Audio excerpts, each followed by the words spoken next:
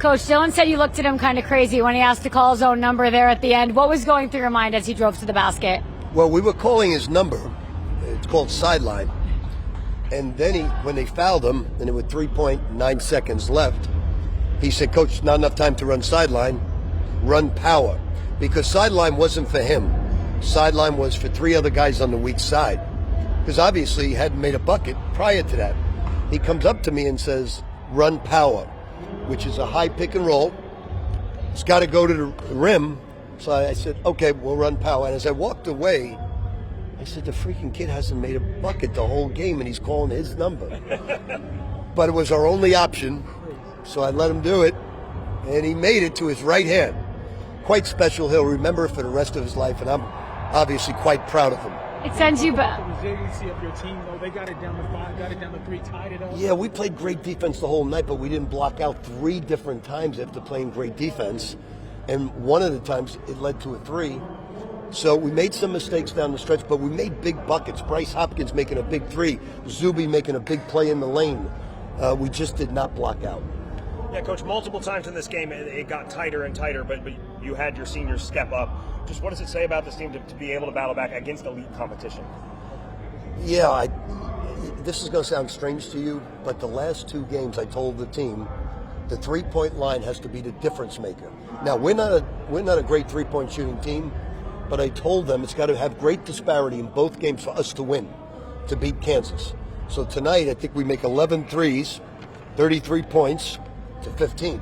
That's the difference maker in the game. Because when you're playing against bigger people, the 3-point line has to be effective because our post game wasn't working against their shot blockers. So we had to make threes. Bryce Hopkins, I screamed at him about 3 times for not taking wide open ones. And finally, I said, kill it, Bryce. And he killed it, and that was a big 3 for us. Can you talk about your depth on this team? I mean, coming into it, a lot of people will talk about Zuby against his former team and all that kind of stuff. You have so much depth, guys contributing all up and down the lineup. We have great depth in the backcourt. Okay. Don't have great depth in the front court. We just have Ruben. Once in a while I can play Deco, but Deco's 6'4", 6'5". So we have great depth in the backcourt.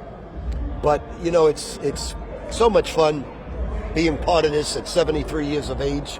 It's just so exciting to see the locker room like that. It just brings back so many memories that I had at Kentucky and Louisville. And it brings back, I feel like I'm 40 again. And just to see the smiles on their face is worth so much to me. First time since 1999, St. John's is back in the Sweet 16. What does it mean to this program and to this group? Well, it means we got 4 more to go. And that's the way we're not looking at the Sweet 16 or Elite 8 or Final 4. It's going to take care of the next game, whoever that may be. It's Duke. We're going to play Duke with our hearts out and be real proud of what we've accomplished, but don't embrace anything that's happened. Get ready for Duke. Coach, you called him church bells in the regular season for his grit.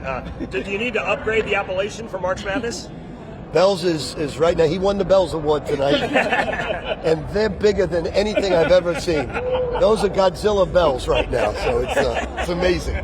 Coach, I know you got to fly back, but how do you get to celebrate tonight before you have to start prepping for Duke? Well, we're going to watch Duke, obviously. We'll get in. We're leaving at 10 o'clock tonight, so we'll probably get in 4 or 5 in the morning. But we won't need a plane to fly back.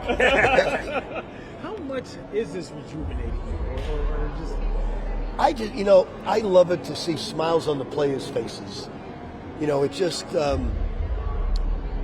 Somebody said yesterday, you're up 19 points and you're getting on lefty for deep. I said, we're looking at the next game. We can't make that mistake.